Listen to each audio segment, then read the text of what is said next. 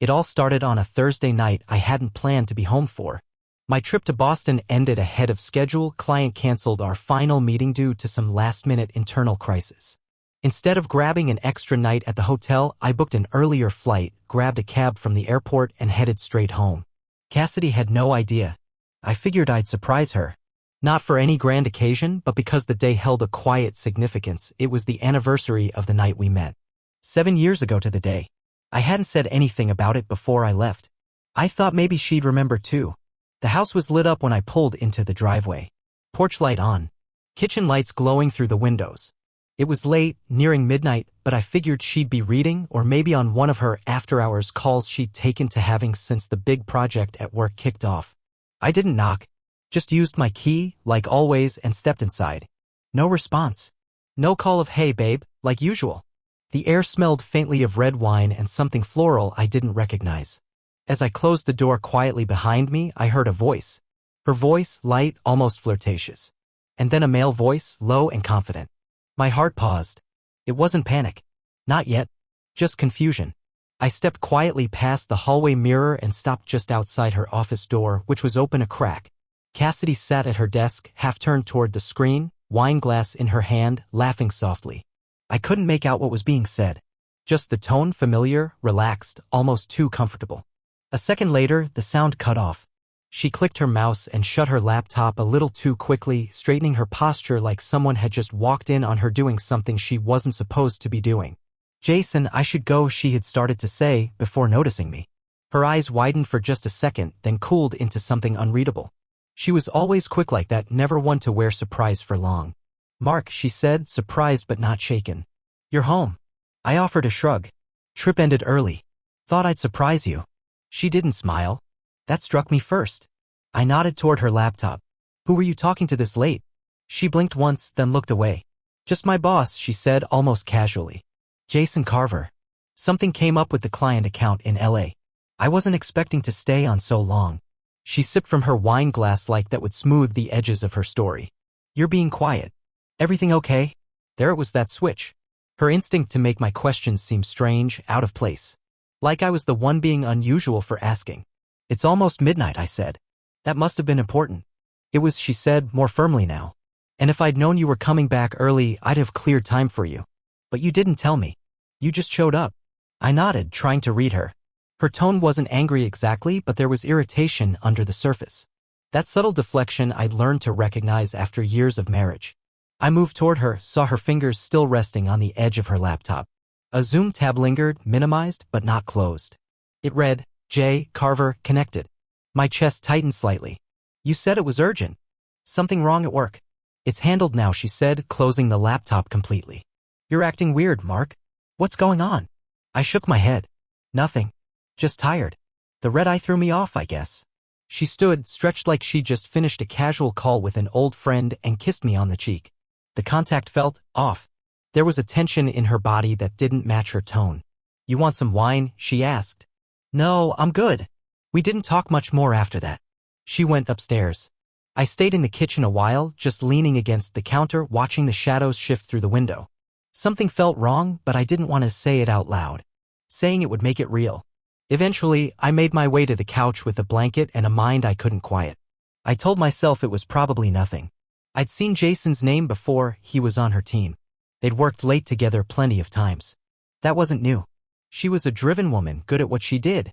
Maybe the wine was just her way of winding down. Maybe I was making something out of nothing.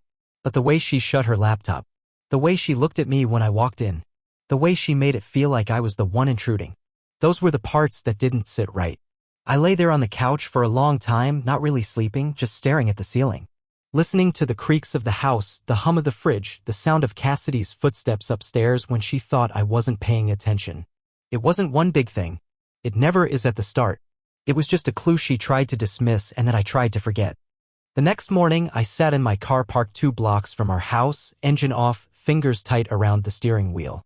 The sun had barely risen, but sleep had never really come. Cassidy was still upstairs when I slipped out, probably still dreaming, or maybe pretending to. I didn't leave a note.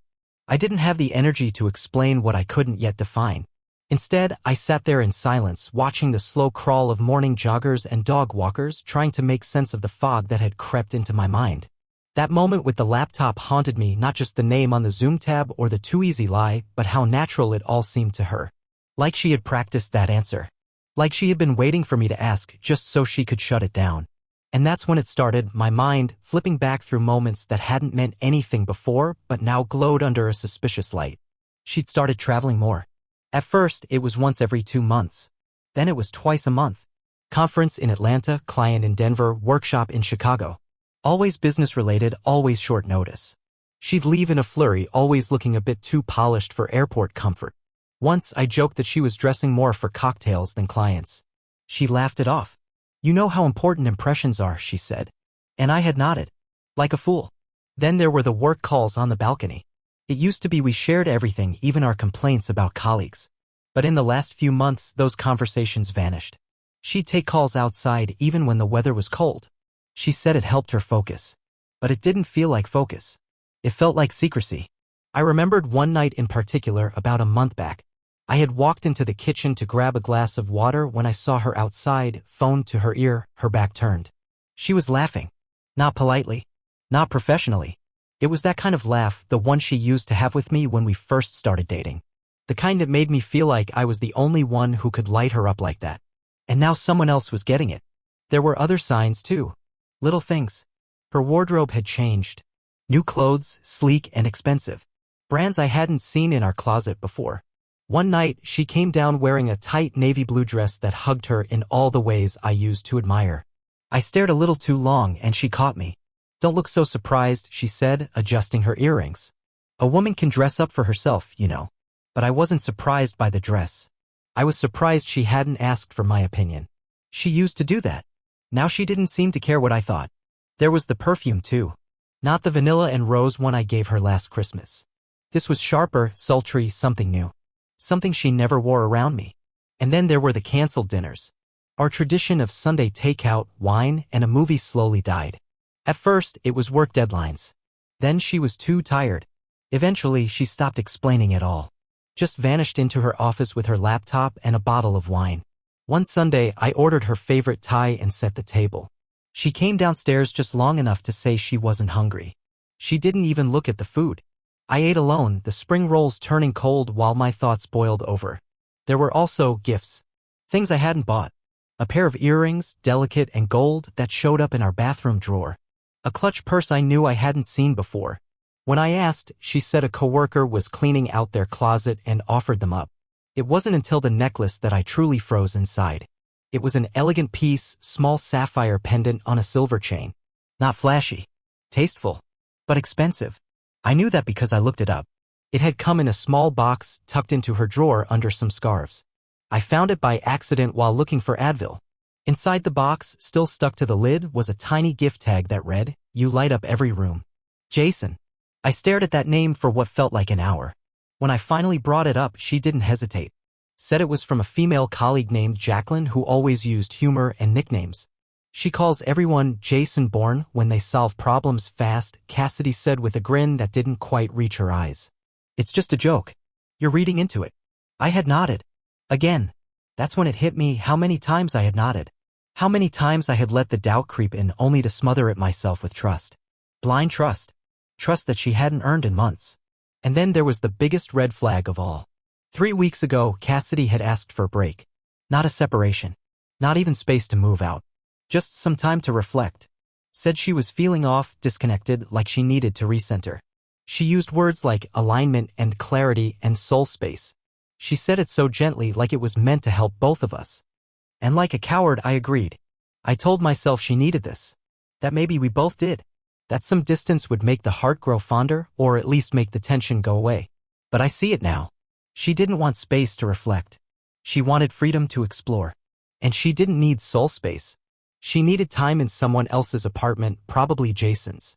While I sat in the guest room flipping through old photo albums and wondering where we'd gone wrong, she was playing house with someone who knew how to text her without raising alarms. I slammed my fist against the steering wheel. And yet even with all this, part of me still doubted myself. Part of me still hoped I was wrong. Maybe the wine was real. Maybe the gift was innocent. Maybe the laugh on the balcony wasn't for him. Maybe. But when the clues pile up like this, they stop being clues. They become a pattern. A language. A confession written in gestures instead of words. And if I was ever going to make sense of it all, really, fully, I needed more than memories and suspicions. I needed proof. I don't consider myself a paranoid man. I've never been one to snoop through Cassidy's phone or dig through her emails. We had a deal, unspoken but understood, trust each other. Respect each other's space. But trust, I've learned, has an expiration date, especially when it keeps crashing into lies wearing perfume and a sapphire necklace. A week after that morning in my car, I broke our silent contract. I wish I could say I hesitated, that I wrestled with my conscience. But I didn't. By then, something inside me had shifted. Trust had bled out too long, and all that was left was survival. She was in the shower when I did it. I had just come home from work. Her laptop was open on the dining table, screen dimmed but unlocked. Like it was waiting for me. I moved slowly, deliberately, no panic, no second guessing. I knew what I was doing was wrong. I also knew it was necessary. I installed a cloud backup utility. Simple app. Runs in the background. Syncs files as they're added. I set it to quietly upload any media files, videos, photos, voice recordings into a secure folder only I could access. I closed the laptop and walked away. For the next 2 days, I played normal. Made her coffee. Asked about work. Let her lie to my face. Meanwhile, I monitored the folder like a hawk. It started slow, screensh asterisk TS of mood boards from work, clips of her presentations. All ordinary. All safe.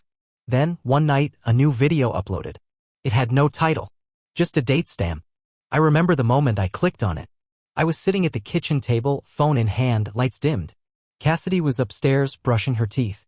I should have waited. Should have picked a better time. But I couldn't.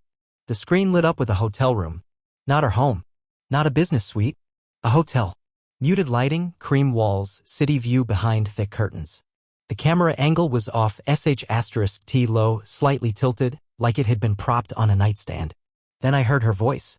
"You're terrible," she whispered, laughing. "He still doesn't know anything." A man's voice answered, just as low. "Told you," he said with a grin I could hear. "You're too good at this." Then came the sound. Not words. Not footsteps. The sound of clothing being undone. Of laughter folding into silence. I dropped the phone. Not from shock, but from how heavy it suddenly felt in my hand. Like it weighed 10 pounds. Like it had turned into something molten and cruel. There were no faces in the video. Just Cassidy's voice. Just the room I didn't recognize. Just enough to make everything else snap into focus. I sat on the hallway floor, back against the wall, the phone buzzing silently in my palm as another file queued itself to upload. I didn't watch the rest. I didn't need to. That video said everything her lips had refused to. This wasn't some emotional crisis. This wasn't a workplace flotation gone too far. This was real. Physical. Intentional. And worst of all, recorded. What kind of person records something like that while still living with their spouse? I stared at the screen, at the frozen image of that bland hotel curtain, and something in me hardened. I didn't feel rage, not in the explosive movie scene way. I felt cold. Focused. Like someone watching their house burn and already measuring out the insurance forms. Cassidy came downstairs 10 minutes later. "Everything okay?" she asked, towel in hand. I looked up and nodded slowly. "Yeah. Just answering emails." She smiled and kissed my forehead on the way to the couch. I watched her sit there, remote in hand, scrolling through Netflix like nothing had shifted. Like she wasn't a character in a video I would never unsee. I went to bed early that night. I lay there in the dark, her footsteps in the hall, her laugh on repeat in my head. That whisper, "He still doesn't know anything," wasn't just betrayal. It was pride. It was smug. Like I was the joke at the end of a long-running sitcom she and Jason starred in together. I barely slept. Not out of hurt. Out of planning. She had underestimated me. She'd banked on my silence. On the trust I'd been dragging behind me like an anchor. But now? Now I was awake. The morning after the video, I moved like a machine, silent, precise, hollow inside. Cassidy made eggs and toast like we were still married in any real sense. She kissed my cheek, called me babe, and said something about a client lunch downtown. I nodded and let her walk out the door. I didn't go to work that day. I sat at the kitchen table, phone in hand, video file on mute, playing again and again like some kind of self-inflicted punishment. The same grainy hotel room. The same voices. The same lie captured like a secret too bold to stay hidden. At 10:13 a.m., my phone buzzed with a WhatsApp message from an unknown number. "You're not alone. Call if you want to know more." No name. No context. I stared at the message for a long time, thumb hovering over a block. Then, for reasons I still don't fully understand, I didn't block it. I called instead. A man's voice answered after the second ring. Mark, he asked, tentative but certain. Who is this? My name's Garrett. I don't expect you to recognize it. But I think we need to talk. About Cassidy. His voice wasn't smug or invasive. It was tired, worn down in a way that only betrayal could sculpt. I'm listening. You might want to meet in person, he said. This isn't something I want to dump on you over the phone. 15 minutes later, we met at a highway pub halfway between our neighborhoods, a place with greasy burgers and too much neon lighting. Garrett was already there, sipping black coffee in a cracked mug. He was younger than me by a few years, broad-shouldered, sharp jawline, tired eyes. He didn't stand when I walked in, just nodded toward the seat across from him. I'm guessing you're wondering how I got your number. I said nothing. My wife, he said after a pause. Melanie. She's friends with Cassidy. Or, well, was? That caught my attention. He reached into his coat pocket and slid a phone across the table. Melanie's iPad syncs with her messages. She left it open by mistake one night. He tapped the screen. Messages opened. Screensh * TS conversations between Cassidy and someone saved as Jason. Dozens of texts. Most mundane. Others not. Cassidy told him I'm staying late tonight. You still have that wine from Napa? Jason, of course. Already chilling. Cassidy, you spoil me. He didn't even notice I changed my perfume. Face with ears of joy. Jason, that's because he's predictable. But don't worry. We'll figure out a way to make him see eventually. Subtle jealousy works wonders. I felt like I'd been punched in the gut. They weren't just lying. They were coordinating. Planning my ignorance like it was a shared hobby. They planned weekends, Garrett said. Times when you were away. When Melanie and I were supposed to think it was girls' nights or business dinners. He scrolled through more screensh * TS. Some showed hotel bookings. One message from Cassidy said, just got him to book a fishing trip for October. That gives us the weekend. Smirking face. I swallowed hard. I had gone on that trip. I even brought back souvenirs. Garrett leaned back in his chair. They did the same to us. Me and Mel. Lied, manipulated, orchestrated it like a side project. My wife's not innocent, but when she saw this, she broke. Told me everything. I didn't say anything. Just stared at the phone. She said Cassidy told her you were emotionally unavailable. That you weren't romantic anymore. That stung. Did she tell your wife you still left notes in her lunchbox? I asked. Garrett gave a dry laugh. Did she tell yours that you surprised her with flowers 2 months ago on a Wednesday because she said she missed spring? I met his eyes. That quiet, understanding rage between two men who'd been made fools of in tandem. Why are you showing me this? I finally asked. He didn't hesitate. Because we deserve to know. Because they wanted to play house while burning ours down. And I figured, maybe you're like me. You're not out for revenge. You just want the truth. The waitress brought us refills. Neither of us touched our coffee. I've got photos too, Garrett added. From the hotel. They weren't careful. You'd be amazed how easy it is to get timestamps from loyalty rewards apps when people use the same logins for everything. He showed me more Cassidy and Jason in the hotel lobby. Cassidy in the same dress she wore the night she claimed she was at a networking event. Them kissing in the elevator, unaware of the camera in the corner. Why now? I asked. Why tell me? Because Cassidy made it personal, he said. She didn't just cheat. She manipulated people to do it. Told Melanie lies about you. Used your kindness against you. That's not just betrayal. That's calculated. I looked down at the images. My wife's smile. Her body leaning into Jason's like it belonged there. She said she needed space, I murmured. That she wanted to reflect. Garrett's eyes narrowed. Yeah. Turns out reflect meant hotel champagne and room service. We sat there for a long time silent. Not broken. Not furious. Just done. When I got home, Cassidy was on the couch watching something on Netflix, acting like the world hadn't just split in two. Hey, babe, she said casually. How was your day? I stared at her. For the first time, I saw it. The audacity. The performance. The lie dressed up as routine. Fine, I said. Eventful. She looked up at me, eyes narrowing slightly. You okay? I smiled. For the first time in weeks, I truly smiled. Perfectly. Cassidy came home the next morning like she always did, too cheerful, too casual, too confident that the world still spun the way she wanted it to. She asked if I'd seen her scarf like the past week hadn't happened. Like I hadn't seen the video, the messages, the photos. Like I hadn't met Garrett in a roadside diner and pieced together the ugliest puzzle of my life. I didn't answer her question. Instead, I walked into the kitchen, opened the drawer where we kept spare pens and batteries, and pulled out an envelope. Cream-colored. Thick paper. No markings on the outside. Just wait. I placed it on the table without a word. Cassidy looked at it, then at me. Something flickered in her eyes, curiosity first, then a flash of caution. What's that? I didn't speak. Just sat down, folded my hands in my lap, and waited. She hesitated, then picked up the envelope. Her fingers trembled barely, but enough. She knew something. Or maybe she just sensed the temperature in the room had dropped 10 degrees. She slid a nail under the seal and pulled out the contents. Photos.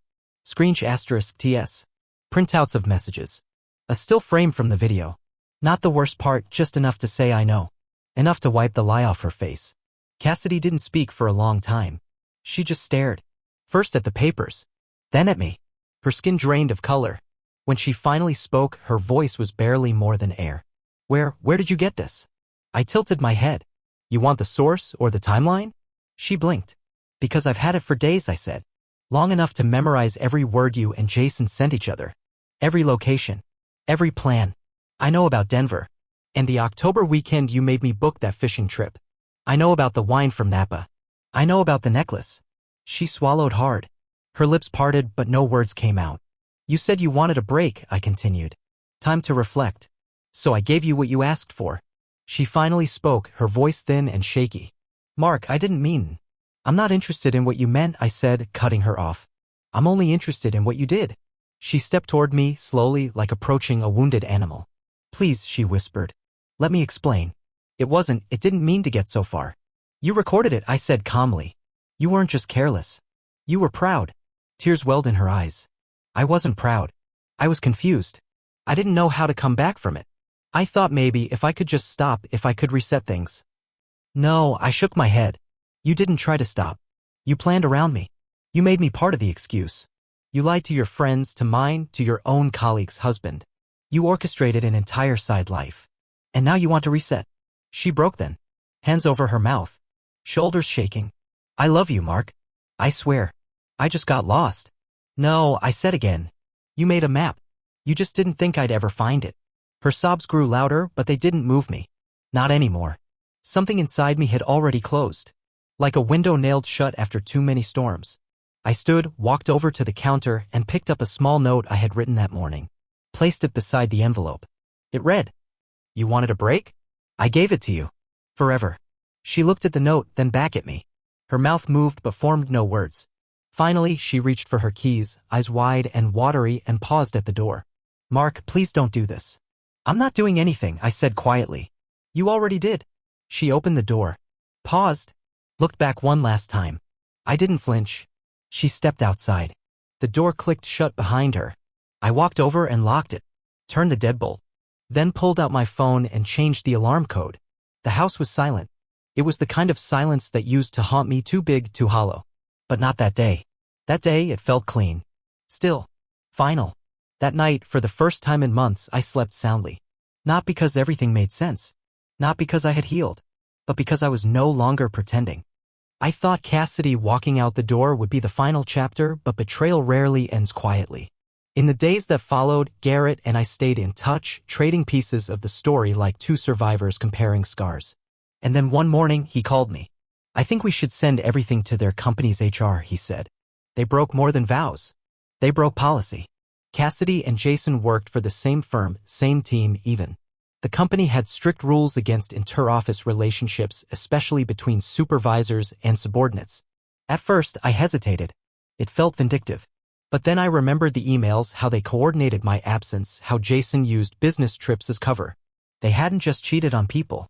They had cheated on time, on trust, on company hours. We compiled everything, messages, hotel receipts, photos with dates, timestamps. Garrett knew someone in their HR department off the record. We sent the file. 3 days later, Jason resigned. Cassidy's contract wasn't renewed. I didn't hear it from her. I saw the update on LinkedIn, exploring new opportunities. The corporate version of exile. I didn't celebrate, but I didn't feel guilty either. It wasn't revenge. It was exposure. A light switched on in a dark room. Some of her friends started messaging me short texts, long paragraphs. Some blamed me, said I had humiliated her and ruined her career. I didn't respond. I'd already lost enough sleep over someone else's lies. I had no energy left for their defenses. I gave her everything. She traded it for hotel nights and a man who couldn't even protect her job. 2 months later, the house felt different. Not haunted, just quiet in a good way. I sold it to a young couple who seemed giddy to fill it with new memories. I moved to a town by the lake, smaller, slower, no memories tucked into the corners. I got a dog. Named him Cooper. He followed me everywhere, tail always wagging like he knew I needed the company. My days filled up early walks, reading again, small repairs that felt like therapy. I even started cooking. Not out of necessity, but because I could. Because I wanted to make something for myself for once. Every so often I'd remember Cassidy. Not in anger. More like how you remember touching a hot stove. It hurt, and now I know not to reach for that heat again. Garrett and I still talk. He's doing better too. New apartment. Working out. Rebuilding piece by piece. A few weeks ago, while unpacking, I found the note I left on the counter that day. You wanted a break? I gave it to you. Forever. I stared at it for a minute, then tossed it into the fireplace and watched it burn. It wasn't just the end of her chapter. It was the beginning of mine.